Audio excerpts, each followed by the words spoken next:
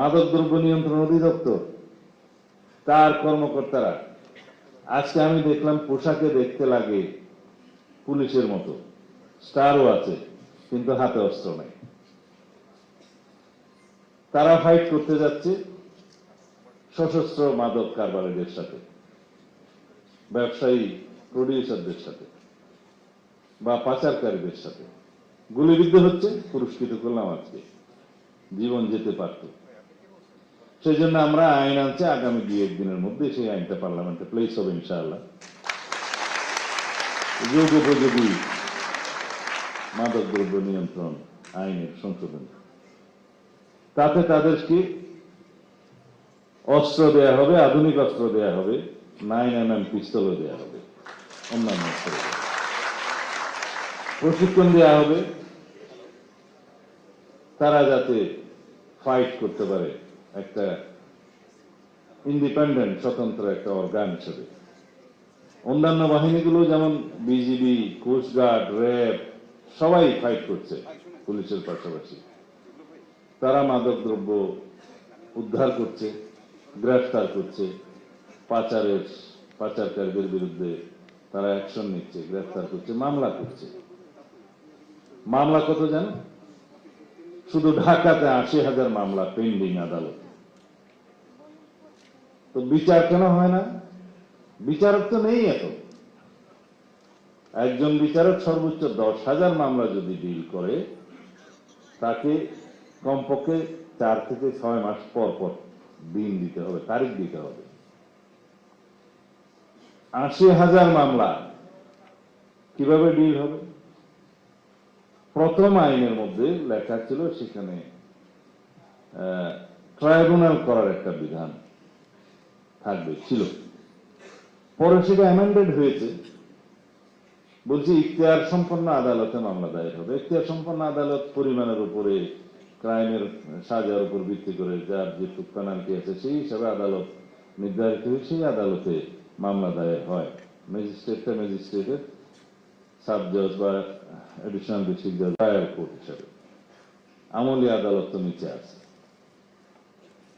এখন আমি যে সংশোধনী প্রস্তাব করছি তাতে এখতিয়ার সম্পন্ন আদালত থাকবে, পাশাপাশি মামলার সংখ্যা বিবেচনায় আমরা যেখানে প্রয়োজন মনে করব, সরকার মনে করবে, সেখানে ট্রাইব্যুনাল স্থাপন করা হবে, স্পেশালি মাদকের মামলাগুলোর জন্য। এটা হলো দুইটা বিষয়। মাদক শনাক্তকরণের জন্য আমাদের কোনো হাতিয়ার যন্ত্রপাতি নাই। পুলিশের একটা ডগ স্কোয়াড আছে, সেটা বিভিন্ন কাজে ব্যবহৃত হয়, এক্সপ্লোসিভ সহ অন্যান্য ডিটেকশনের জন্য। র্যাবেরও আছে নাকি নাই? আছে তো, সেটা খুব সীমিত।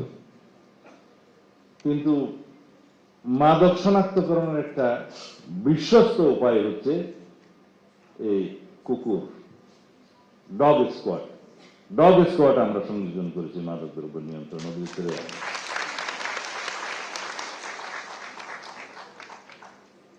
আসামি গ্রেফতার হবে।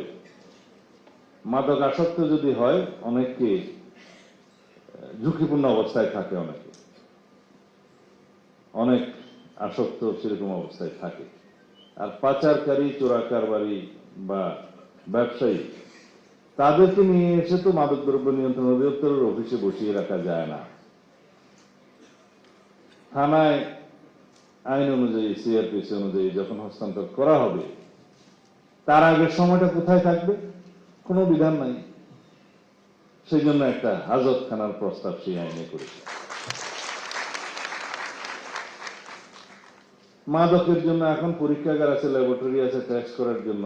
এত বেশি মামলা, যেটা টেস্ট করে এটা কি আটা, ময়দা, না হেরোইন, না পাউডার, কিছু টেস্ট করার কায়দা নাই। এন্ড অফ দি ডে কিভাবে ম্যানেজ হয়ে হিরোইন পাউডার হয়ে যায়, আটা হয়ে যায়, ময়দা হয়ে যায়, কোনো আর কাজ হয় না। সেই জন্য প্রত্যেকটা ডিস্ট্রিক্টে একটা উন্নত ল্যাবরেটরি স্থাপনের প্রস্তাব আমরা করেছি। ইতিমধ্যে করা হয়েছে কয়েকটা জায়গায়, কেমিক্যাল ল্যাবরেটরি। পাশাপাশি এখানে বলি, সিআইডির জন্য আমরা কেমিক্যাল অ্যান্ড ফরেন্সিক ল্যাবরেটরির সমস্ত ডিভিশন পর্যায়ে আধুনিক করার জন্য অলরেডি আমরা প্রকল্প গ্রহণ করেছি, সেটা অন্যান্য অপরাধের ক্ষেত্রে। যদি প্রয়োজন হয় আমরা ইন্টার ডিপার্টমেন্টাল বিভিন্ন ল্যাবরেটরির সহায়তা নিতে পারবো। ওখানে এমন কোনো রেস্ট্রিকশন নাই যে শুধু মাদকদ্রব্য নিয়ন্ত্রণ অধিদপ্তরের অধীনে স্থাপিত ল্যাবরেটরিতে টেস্ট করতে হবে, এমন কোনো রেস্ট্রিকশন রাখা হয় না। রাষ্ট্র চলে আইন কানুন দিয়ে, আইনের ভিত্তি দিয়ে। আইন নাই, আমরা অপরাধীকে কিভাবে সাজা দেব, আদালত কিভাবে বিচার করবে, আমাদের অফিসাররা কিভাবে গ্রেফতার করবে, জীবনের ঝুঁকি নিয়ে তাদের সাথে কিভাবে সংগ্রাম করবে? আইন ছিল না।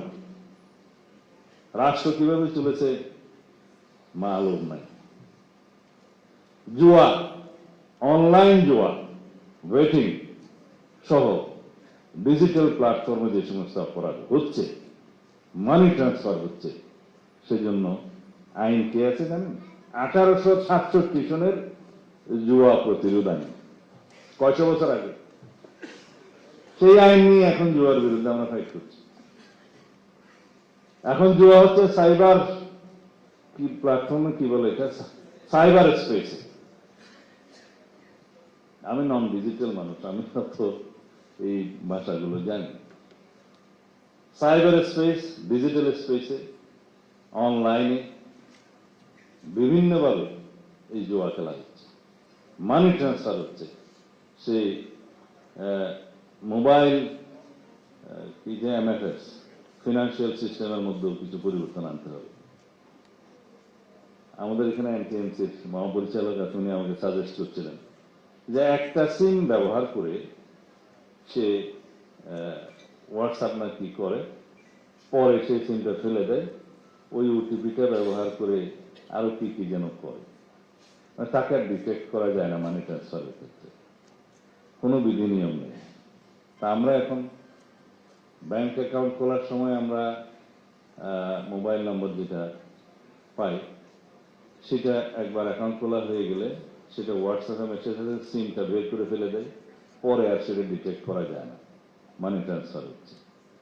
মাদকের পাচারের ব্যবসার টাকা দিয়ে যেটা মানি লন্ডারিংটা হয়, এখানে বিভিন্ন সম্পদ সৃষ্টি করা হয়, সেটা প্রফিট করার, বাজেয়াপ্ত করার কোনো শক্ত আইন নেই, সেটা আমরা করছি।